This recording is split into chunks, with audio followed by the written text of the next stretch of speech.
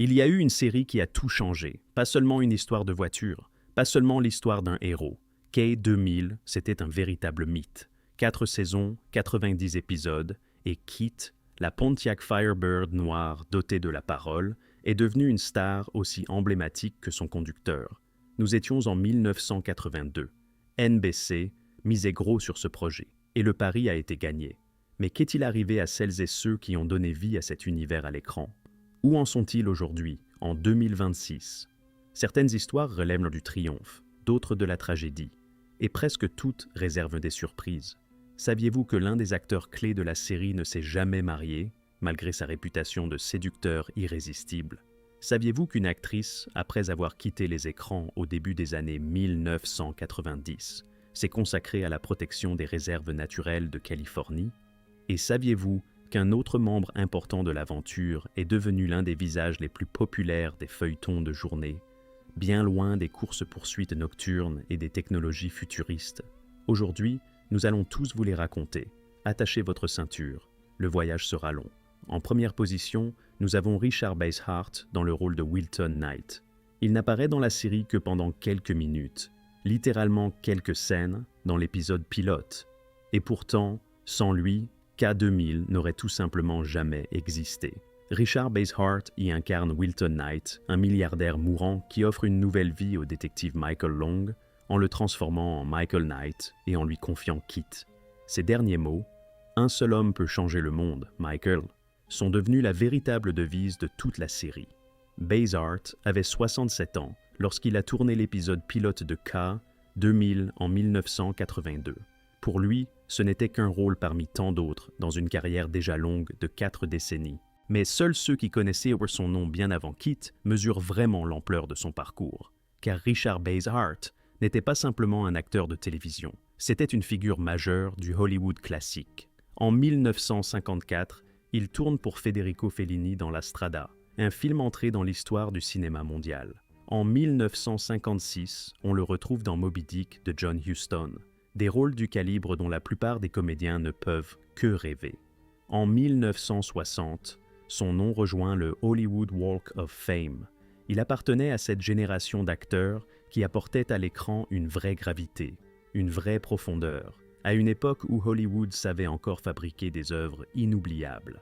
À la télévision, il conquiert un nouveau public grâce à son rôle de l'amiral Harryman Nelson dans la série de science-fiction Voyage au fond des mers, Voyage to the Bottom of the Sea, 1964 à 1968.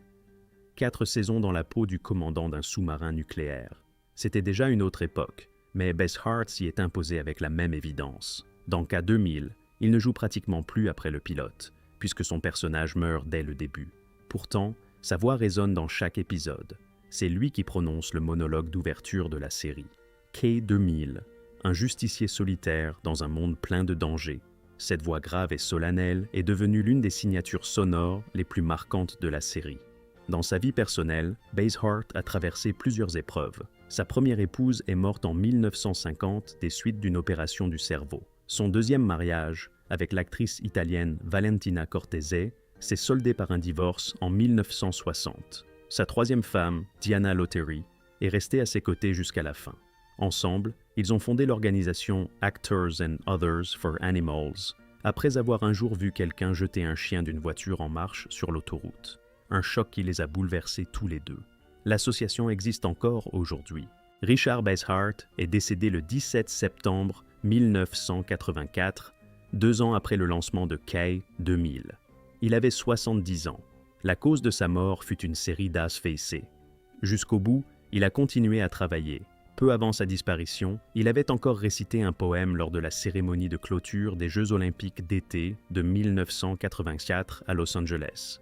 Sa voix, elle, ne l'avait jamais quitté.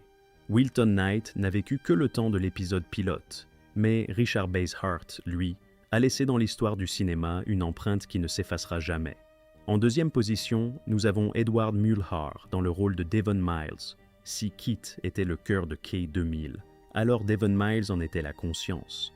Toujours impeccablement habillé, parfaitement maître de lui, avec cet accent britannique qui donnait l'impression qu'il sortait tout droit de la couverture d'un magazine consacré à l'élégance classique. Devon dirigeait les opérations de la Fondation pour le maintien de l'ordre et de la loi, la FLAG, et fut le mentor de Michael Knight pendant les 4 saisons. C'était à Devon que Michael rendait des comptes, c'était Devon qui tranchait, et c'était aussi lui qui donnait à toute l'histoire une véritable gravité. Edward Muhlhar avait 59 ans lorsque le tournage de K2000 a commencé en 1982. Pour lui, c'était déjà le 2e grand rôle de sa carrière dans une série américaine devenue culte. Le premier était celui du capitaine Daniel Craig dans Le Fantôme, et Madame Muir, The Ghost et Mrs. Muir, 1968 à 1970, où il incarnait le fantôme d'un ancien capitaine de marine aussi excentrique que touchant. Ce rôle lui valut une nomination aux Emmy Awards. Muhlhar excellait dans l'art d'interpréter des hommes aux manières irréprochables, derrière lesquels affleurait une profonde chaleur humaine, un talent rare. Ce que peu de gens savaient, c'est que derrière cette image d'aristocrate se cachait en réalité un garçon venu de Cork, en Irlande. Muhlhar est né en 1923 dans une famille ouvrière. Il a étudié dans une école tenue par les frères chrétiens, puis a fait ses débuts sur les scènes de Dublin. Ensuite vint l'immense saut vers Broadway. En 1957, il reprit le rôle du professeur Higgins dans la légendaire comédie musicale My Fair Lady, succédant à nul autre que Rex Harrison, et il l'interpréta plus de 1000 fois. Un jour, après l'avoir vu sur scène, Rex Harrison déclara qu'il était admiratif, et cela voulait dire beaucoup. Dans K2000, Muhlhar est apparu dans les 90 épisodes. Il était le seul, avec David Hasselhoff, dont la présence traversait toute la série du début à la fin. Après K2000, il interpréta son dernier rôle en 1996, une nouvelle fois aux côtés de Hasselhoff, cette fois dans la série Alerte à Malibu. Ils sont restés proches jusqu'à la fin. Muhlhar ne s'est jamais marié. Selon plusieurs témoignages, c'était un grand admirateur des femmes, mais il tenait avant tout à sa liberté. Ses cendres reposent dans le caveau familial au cimetière Saint-Joseph de Cork, là où tout avait commencé. Le 24 mai 1997, Edward Muhlhar est mort d'un cancer du poumon. Il avait 74 ans. Fumeur toute sa vie, il a été emporté par la maladie avec une brutalité fulgurante en à peine 5 mois. La série Team Knight Rider, dérivée de l'œuvre originale, lui a rendu hommage dans un épisode intitulé K.A.R.O., car Devon Miles faisait partie intégrante de cet univers, et Edward Muhlhar appartenait à ce Hollywood qui n'existe plus. En 3e position, nous avons Patricia McPherson dans le rôle de Bonnie Barstow. Bonnie Barstow était un personnage peu commun pour la télévision du début des années 1980. Une femme ingénieure, une femme capable de démonter et de remonter kit, une femme qui connaissait cette voiture mieux que quiconque. Intelligente, compétente, indépendante. À une époque où les femmes à l'écran étaient même au plus souvent montrées comme des éléments décoratifs que comme de vrais professionnels. Patricia McPherson lui a donné vie dès le tout premier épisode. Patricia McPherson est née le 27 novembre 1954 à Oak Harbor, dans l'État de Washington. Fille d'un officier de la marine américaine, elle semblait avoir hérité de cette éducation une forme de rigueur et de solidité qui transparaissait dans son jeu. Avant de se tourner vers le cinéma et la télévision, elle a étudié le journalisme à l'Université d'État de Californie à San Diego.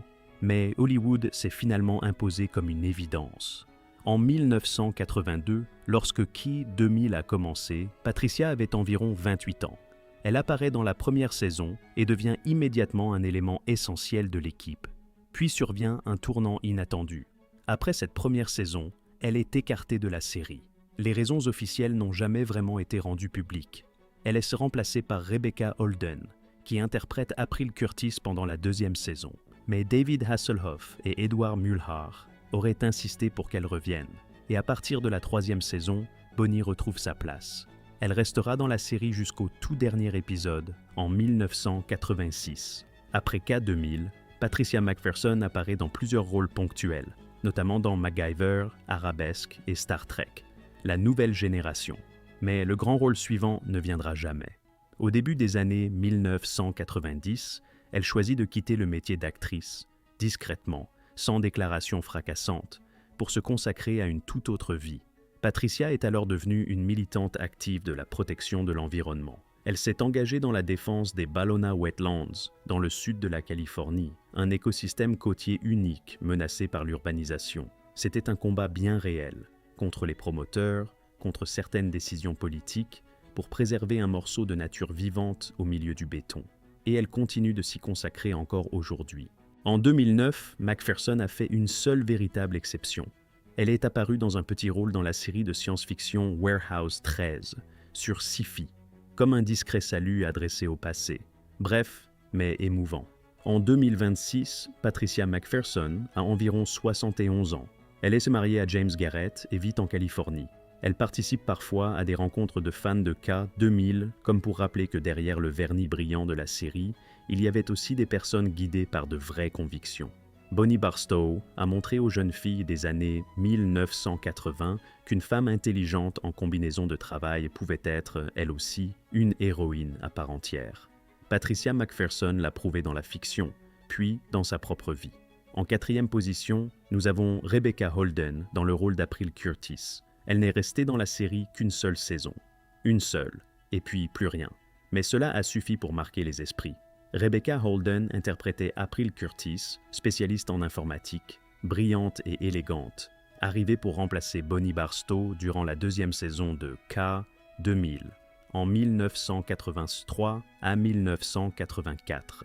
Rebecca est née le 12 juin 1958 à Dallas, au Texas.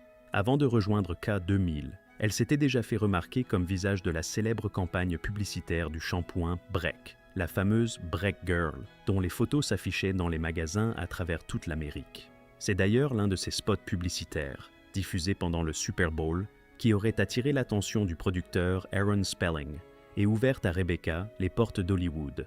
Rebecca Holden avait 25 ans lorsqu'elle a intégré K2000. Selon elle, son audition reposait en grande partie sur une scène jouée avec David Hasselhoff. Les producteurs voulaient vérifier l'alchimie entre les deux comédiens. L'alchimie était bien là, et le rôle lui est revenu. Sur le tournage, l'ambiance était particulièrement chaleureuse. Plus tard, elle racontera « Nous rions tellement qu'il nous arrivait presque de ne plus pouvoir continuer à tourner. » Mais Rebecca Holden n'était qu'un remplacement temporaire dans la série. Hasselhoff et Mullard ont obtenu le retour de Patricia Macpherson, et après cette 2e saison, Holden a quitté le programme. Après K2000, elle a poursuivi sa carrière d'actrice en apparaissant notamment dans La croisière s'amuse, Magnum, Cheers et General Hospital, où elle a incarné la méchante Helena. Mais depuis longtemps, le cœur de Rebecca appartenait surtout à la musique. Pianiste et chanteuse de formation classique, elle s'est peu à peu tournée vers la scène, entre gospel, country, pop et répertoire big band. Elle s'est produite dans de nombreux pays, a participé à des soirées caritatives et a chanté lors d'une cérémonie en hommage aux vétérans de la Seconde Guerre mondiale, en présence du président George H.W. Bush. Ces dernières années, Rebecca reste une figure active des conventions de fans de K2000, où elle partage des souvenirs devenus, avec le temps, une part de la mythologie de la télévision. En 2024 et 2025, elle a accordé des interviews, participé à des podcasts et rencontré le public lors de conventions en Pennsylvanie et dans le Massachusetts. En 2026, Rebecca Holden a 67 ans. Elle n'est pas mariée et semble parfaitement épanouie ainsi. Sa vie, c'est la scène, le micro et le public auquel elle continue d'apporter de la joie. April Curtis n'était restée dans la série qu'une saison. Mais Rebecca Holden, elle, continue de rayonner. Et personne ne pourra lui enlever cela. En 5e position, nous avons Peter Parros dans le rôle de RC3. Reginald Cornelius, 3. Il n'est arrivé dans la série qu'au cours de la 4e et dernière saison. Mais il a tout de suite trouvé sa place. RC3, Reginald Cornelius, 3, est un justicier des rues devenu le partenaire de Michael Knight et le conducteur de l'unité mobile de la FLAG. Peter Parros a apporté à la série une énergie vive et un humour bienvenu, ce qui manquait parfois à toute cette solennité technologique. Peter Parros est né le 11 novembre 1960 à Brooklyn, dans l'État de New York. Il a grandi entre Los Angeles et Salt Lake City, et son entrée dans le monde du jeu d'acteur s'est faite de manière totalement inattendue.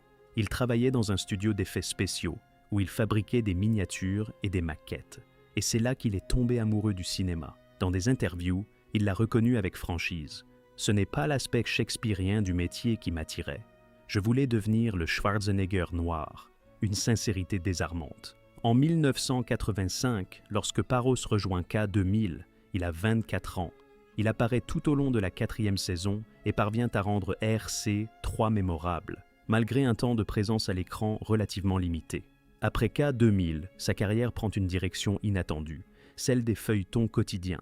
Il interprète le docteur Ben Harris dans As the World Turns pendant près de 10 ans, de 1996 à 2005. Un rôle majeur dans sa trajectoire, après des passages dans Les Feux de l'amour et Santa Barbara. Puis vient la série de Tyler Perry, The Haves and the Have-Nots, diffusée sur OWN, dans laquelle Parros incarne le juge David Harrington, un homme complexe, nuancé, très éloigné de RC3 comme du Dr Harris. Une preuve supplémentaire qu'il s'agit d'un véritable acteur de composition, et non simplement d'un visage familier du petit écran. En dehors des plateaux, Peter Parros est aussi un homme d'engagement. Il a fondé la société de production Ten Talents Productions, spécialisée dans les contenus chrétiens destinés à un public familial. Avec son associé, il a créé la série de DVD d'animation et de bande dessinée Kids of the King Adventures. Il est également membre de la Writers Guild of America et participe activement à plusieurs actions caritatives. En 2026, Peter Parros a 65 ans. Il est toujours dans le métier, toujours actif. Le justicier urbain RC3 est devenu un acteur et producteur respecté. De Brooklyn à Hollywood, puis d'Hollywood à la mémoire collective. Voilà une trajectoire qui ressemble à un rêve américain devenu réalité. En 6e position, nous avons William Daniels, la voix de Kit. On ne l'a jamais vu à l'écran. Personne ne connaissait son visage à travers la série. Mais sa voix, froide, légèrement hautaine, pleine à la fois d'ironie et d'attention, l'a entendu quiconque a regardé K2000. William Daniels, c'était la voix de Kit. Et c'est sans doute l'une des histoires les plus singulières de toute la série. Daniels est né le 31 mars 1927 à Brooklyn, New York. Il débute à la télévision en 1943, à seulement 16 ans, dans des émissions de variété. À Broadway, il monte sur scène encore plus tôt, dès l'âge de 15 ans. Après la guerre, pendant son service militaire, il travaille comme disc jockey sur une radio de l'armée en Italie. Sa carrière s'est construite lentement, mais solidement. Broadway, le cinéma, puis la télévision. En 1967, il joue le père de Dustin Hoffman dans Le Lauréat, l'un de ces films qui marque toute une génération. En 1972, il incarne John Adams dans la comédie musicale 1776, un rôle qu'il considérait lui-même comme l'un des plus importants de sa vie. Lorsqu'on lui propose de prêter sa voix à Kit en 1982, William Daniels a 55 ans. En parallèle, il joue dans la série médicale Saint Elsewhere, où il interprète le docteur Mark Craig, un chirurgien brillant, mordant, insupportable par moments, mais incontestablement génial. Son travail sur K2000 ne lui prenait qu'environ 1h30 par semaine. Il enregistrait ses répliques une fois les épisodes tournés, et ne rencontrait jamais les autres acteurs de la série. Jamais. Pas une seule fois en 4 saisons. Daniels a reconnu plus tard qu'il pensait passer totalement inaperçu. Mais dès le lendemain de la première diffusion, un inconnu lui lança depuis l'autre côté de la rue « Félicitations pour votre nouvelle série ». Il en resta stupéfait. Sa voix était déjà trop reconnaissable. Pour son rôle du Dr Craig dans Saint Elsewhere, il remporte 2 Emmy Awards en 1985 et 1986. En 1986, sa femme Bonnie Bartlett reçoit elle aussi un Emmy pour avoir joué son épouse à l'écran dans la même série. Ils deviennent ainsi le premier couple marié à obtenir, la même année, un Emmy d'interprétation depuis plus de 20 ans, de 1993 à 2000. Daniels incarne ensuite le professeur George Feeney dans la sitcom L'incorrigible Corey et devient une nouvelle fois l'une des figures les plus aimées du petit écran. Entre 1999 et 2001, il préside également la Screen Actors Guild. Mais la partie la plus impressionnante de la vie de William Daniels est sans doute son mariage. Le 30 juin 1951, il épouse Bonnie Bartlett. Presque 75 ans ont passé depuis. En 2026, il reste le couple hollywoodien vivant à la plus longue longévité conjugale. Ce n'est pas une simple formule, c'est un fait officiellement documenté. Dans son livre publié en 2023, Bonnie a parlé avec une grande franchise des difficultés de leur début, d'une période de relations ouvertes, des infidélités de part et d'autre, du moment où ils ont failli se quitter, et des raisons pour lesquelles ils sont finalement restés ensemble. Daniels, lui, résume cela simplement. Nous n'avons jamais vraiment envisagé d'être avec quelqu'un d'autre. Alors, nous avons dû affronter nos problèmes. En 2026, William Daniels a 99 ans. Ce n'est pas une erreur. 99 ans. En octobre 2025, il est apparu dans Danse avec les stars aux États-Unis, aux côtés de Danielle Fishel, la célèbre Topanga de l'incorrigible Cory, à l'occasion d'un épisode hommage. Il continue de répondre à ses fans par des lettres signées à la main. Il continue de faire du vélo d'appartement. Et il continue de rire chaque jour. La voix de Kit est toujours là, vivante. Et cela, en soi, a presque quelque chose de la science-fiction. En 7e position, nous avons Catherine Hickland dans le rôle de Stevie Mason. Elle n'est apparue que 3 fois dans la série. 3 épisodes seulement. Et pourtant, son personnage était resté l'un des plus marquants. Stephanie, Stevie, Mason, la fiancée de Michael Knight. Une femme qui a failli faire partie de sa vie pour de bon, sans jamais y parvenir. Et c'est précisément ce qui donnait à leur histoire cette légère amertume que le public aime tant. Catherine Hickland est née le 11 février 1956 à Fort Lauderdale, en Floride. Son arrivée dans le métier n'a rien eu de linéaire. Après le lycée, elle entre à l'Université de Floride, mais abandonne ses études avant d'être engagée comme hôtesse de l'air chez National Airlines. C'est justement une publicité tournée pour cette compagnie qui a tout changé. Repérée grâce à ce spot, elle commence à apparaître dans des séries télévisées à partir de 1978. Lorsqu'elle fait sa première apparition dans K2000 en 1983, elle a 27 ans. Et en coulisses, une autre histoire se joue en parallèle. Catherine Hickland et David Hasselhoff sont alors fiancés. Le rôle de la fiancée de son personnage a été pensé en tenant compte de leur relation réelle. La vie imitait la fiction, ou peut-être l'inverse. En 1984, ils se marient, mais en 1989, ils divorcent. Leur mariage aura duré 5 ans. Après Key 2000, la carrière de Catherine Hickland s'est construite dans l'univers des feuilletons quotidiens, avec constance, durée et succès. Son rôle de Lindsay Rappaport dans One Life to Live, sur ABC, lui a apporté une vraie notoriété. Elle l'a interprété de 1998 à 2008, avant de revenir en 2009, puis en 2012. C'était un personnage complexe, intense, une femme capable de tout par amour ou par vengeance. Hickland y a mis tout ce qu'elle savait faire. En 1995, elle monte aussi sur les planches de Broadway dans le rôle de Fantine dans Les Misérables. Là, on changeait clairement de dimension. Sa vie personnelle, après Hasselhoff, n'a pas été plus simple. Son deuxième mari fut l'acteur Michael E. Knight. Amusante coïncidence avec le nom du héros de K2000, avec qui elle a vécu de 1992 à 2006. En 2012, elle épouse le producteur Todd Fisher, frère de Carrie Fisher, l'inoubliable princesse Leia.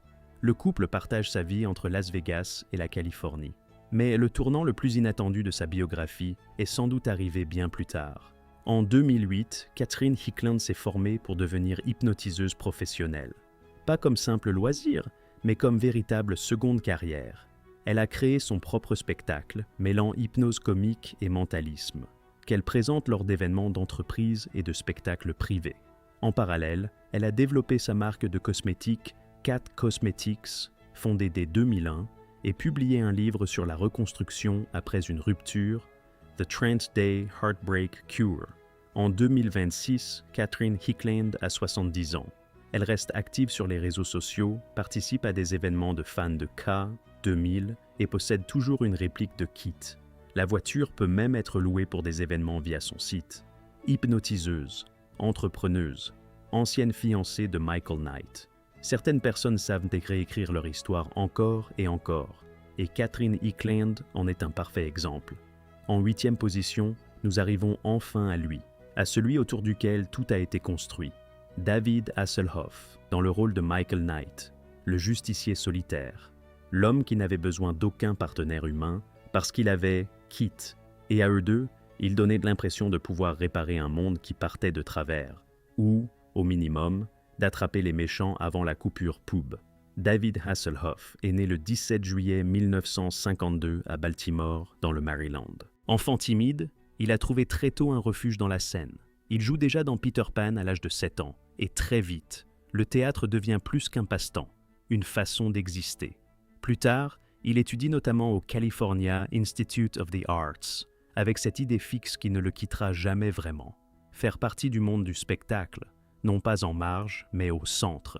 En 1975, il décroche un rôle important dans le feuilleton The Young and the Restless, où il interprète le docteur Snapper Foster pendant plusieurs années.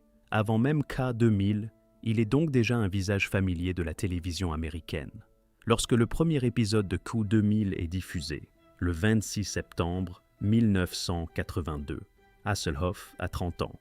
C'est le président de NBC, Brandon Tartikoff, qui l'a personnellement choisi pour le rôle de Michael Knight. Il voyait en lui quelque chose de rare, un mélange d'assurance, de charme, d'accessibilité et de présence physique.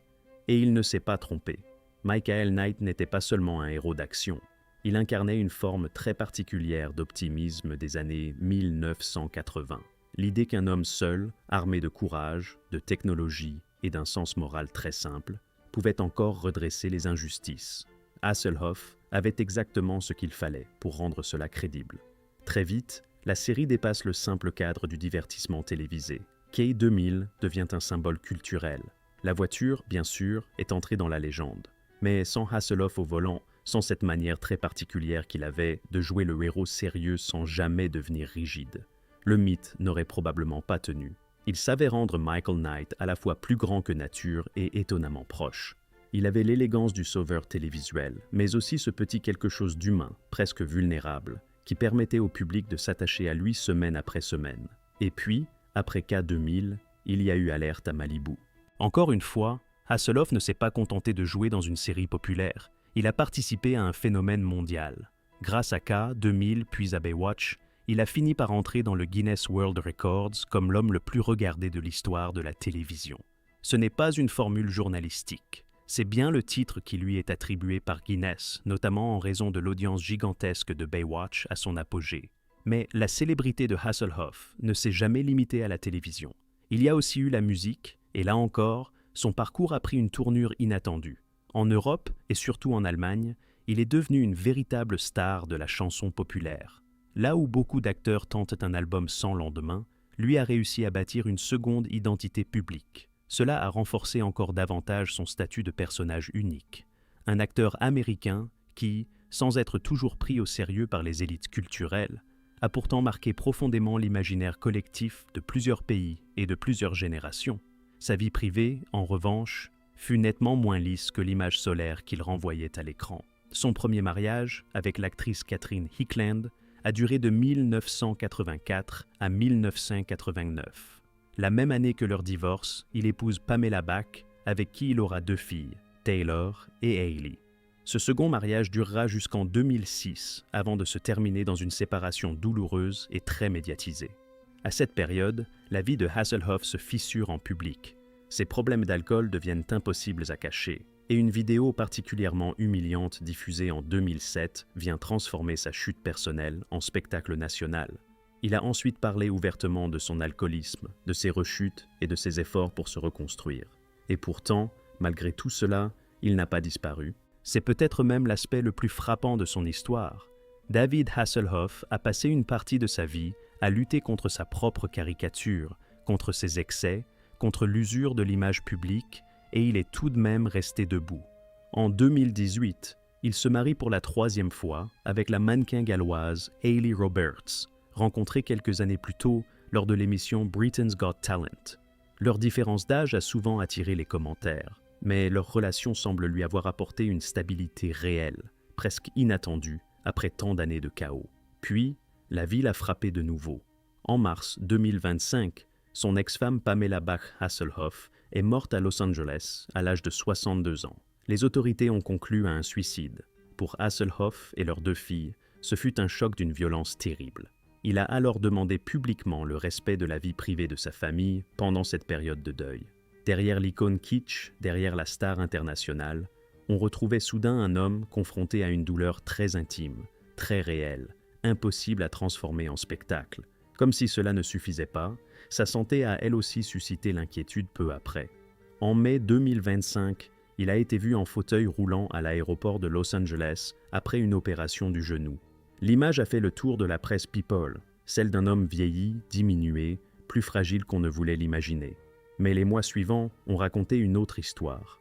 Au printemps 2026, David Hasselhoff a été photographié lors d'une sortie à Calabasas avec Hayley Roberts, marchant avec des bâtons de randonnée et paraissant en bien meilleure forme.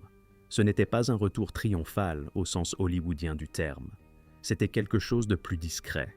Et peut-être de plus fort, la preuve qu'il continuait d'avancer.